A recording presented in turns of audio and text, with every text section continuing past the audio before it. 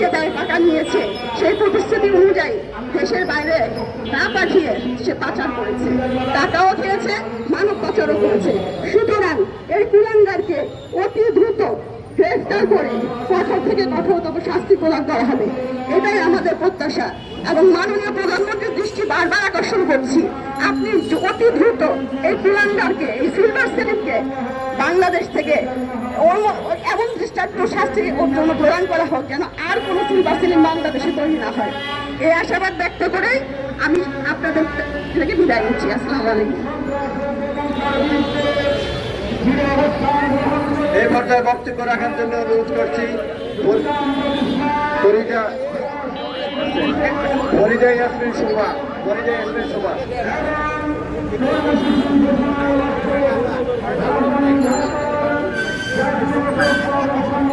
বিসমিল্লাহির রহমানির রহিম। জিয়াউর রহমান সমাজ কল্যাণ পরিষদ আয়োজিত আজকের এই মানববন্ধন থেকে বলতে চাই,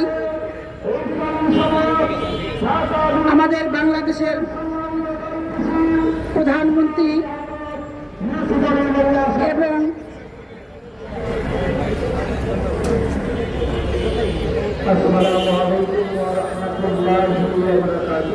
মানব পাচারের প্রতিবাদে আজকের এই প্রোগ্রামে বলতে চাই, যারা মানব পাচারের সঙ্গে জড়িত, যারা দীর্ঘদিন বিগত সময়গুলোতে নারী, পুরুষ, শিশু কিংবা সকল শ্রেণী পেশার মানুষকে অন্যায়ভাবে পাচার করেছে, নির্যাতন করেছে, এদের অতি দ্রুত বিচারের আওতায় আনা হোক এবং এরা যেন কোনোভাবে দেশ থেকে পালিয়ে যেতে না পারে, কঠোর থেকে কঠোর নজরদারি রাখা হোক।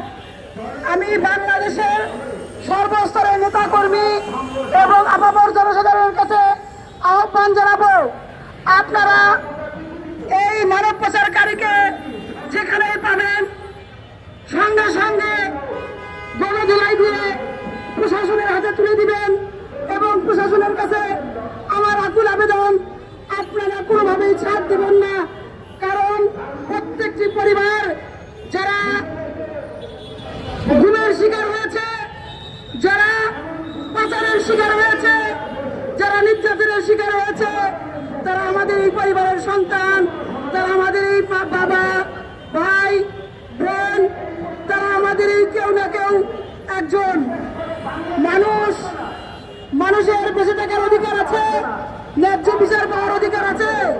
আজকে এই মানববন্ধনের মাধ্যমে বলতে চাই, প্রত্যেক মানুষের, প্রত্যেক মানব জাতির ন্যায় বিচার সঠিকভাবে নিষ্ঠার সাথে পালন করা হোক। মাননীয় মন্ত্রীর কাছে আমার আকুল আবেদন, সবাই ভালো থাকবেন, অন্যায়ের বিরুদ্ধে রুখে দাঁড়াবেন। সবাইকে আমার সালাম, আসসালামু আলাইকুম।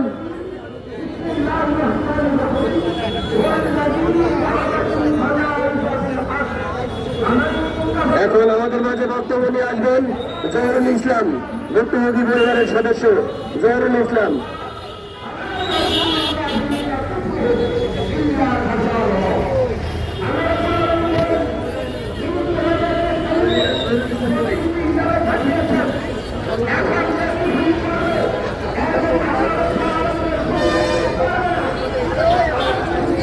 জহরুল ভাই বলুন।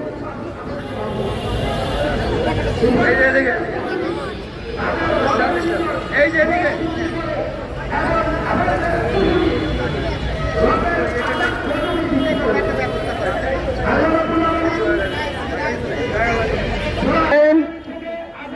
মানব পাচারের প্রতিবাদে জিয়াউর রহমান সমাজ কল্যাণ পরিষদ কেন্দ্রীয় কমিটির আজকে এই প্রতিবাদ সমাবেশে প্রেস ক্লাবের সামনে থেকে আমরা প্রতিবাদ জানাচ্ছি।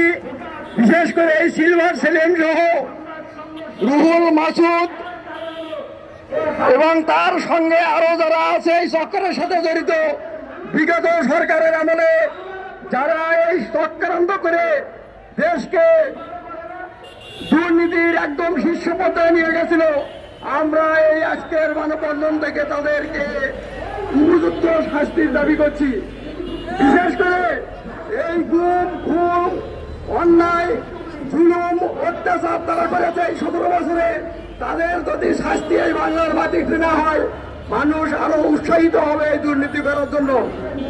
বর্তমান মাননীয় প্রধানমন্ত্রী তারেক রহমান বলেছেন যে দুর্নীতির গলা টিপে ধরবো আমরা এই অনুষ্ঠান থেকে তার এই কথার প্রমাণ আমরা দেখতে চাই, যাতে করে এই দুর্নীতিবাদরা দেশ থেকে ফেরাতে না পারে, তাদের যাতে উপযুক্ত শাস্তি হয়, তাদের শাস্তি দেখে যেন মানুষ বুঝতে পারে যে এই বাংলার মাটিতে আর কোনোদিন দুর্নীতি হবে না, দুর্নীতি করা যাবে না।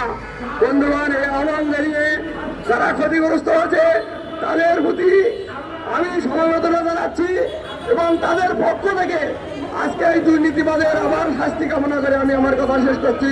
শহীদ জিয়া অমর, দেশের বেগম খালেদা জিয়া, মরহুম খালেদা জিয়া জিন্দাবাদ, তারেক রহমান জিন্দাবাদ।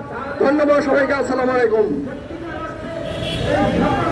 এখন আমাদের মাঝে বক্তব্য নিয়ে আসবেন সৈয়দ আহমেদ। বিসমিল্লাহির রহমানির রহিম। বিসমিল্লাহির রহমানির রহিম। বাংলাদেশের অর্থনৈতিক চালিকা শক্তি বলতে আমরা যেটা জানি বিদেশি রেমিটেন্স। সেই রেমিটেন্স নিয়ে বিগত 17 বছর দেখেছিলাম স্বৈরাচারী শেখ হাসিনার শাসন আমলে এই সিন্ডিকেট সিলভার সেলিম সহ এই সিন্ডিকেট এদেশের মানুষকে জিম্মি করে ফেলেছিল। বন্ধুরা,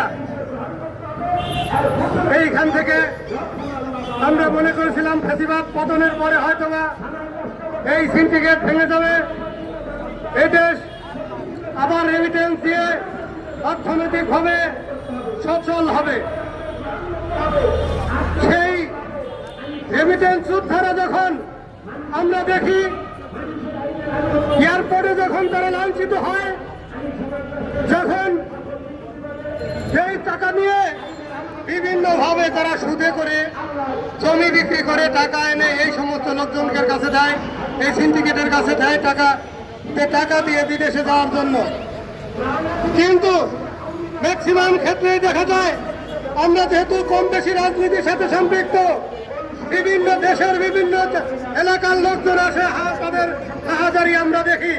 ভাই, আমি সুদে করে টাকা এনেছি, বিদেশে যাওয়ার জন্য টাকা দিয়েছি, সেই টাকা আমরা বিদেশে যেতে পারি নাই, আমরা পালিয়েও এইরকম ভাবে এদেশের বহুত লোক পালিয়ে বেড়াচ্ছে, বিদেশেও যেতে পারে না, তাদের টাকা, তাদের ন্যায্য টাকা তারা ফেরত দিতে পারে না, সুদের টাকা ফেরত দিতে পারে না, অনেকে সুদের টাকার জন্য বাড়ি ঘর পর্যন্ত চলে যায়। এই সিন্ডিকেটকে অবিলম্বে ভেঙে এই সিন্ডিকেটকে যদি আমরা বর্তমান সরকারের মাননীয় প্রধানমন্ত্রী সমস্ত সিন্ডিকেট খাওয়ার যে অঙ্গীকারবদ্ধ, সেই তারই আলোকে আমি প্রধানমন্ত্রীর কাছে অনুরোধ করি, অন্তত এই সিন্ডিকেটে যারা আছে সিন্ডিকেট ভেঙে এদেশের যারা চালিকা শক্তি, এই রেমিটেন্স যোদ্ধা, এদেরকে সঠিকভাবে দেশে এনে সঠিকভাবে তারা বিদেশে যেতে পারে এবং রেমিটেন্সে দেশে এনে দেশের অর্থনৈতিকভাবে তাদের স্বাবলম্বী করতে পারে। তার জন্য বাধা যারা, তাদেরকে দ্রুত আইনের আওতায় এনে দৃষ্টান্তমূলক শাস্তির আবেদন করে আমি আমার সংক্ষিপ্ত কথা শেষ করছি। খোদা হাফেজ। বাংলাদেশ জিন্দাবাদ। সবাইকে ধন্যবাদ। আসসালামু আলাইকুম রহমতুল্লাহ।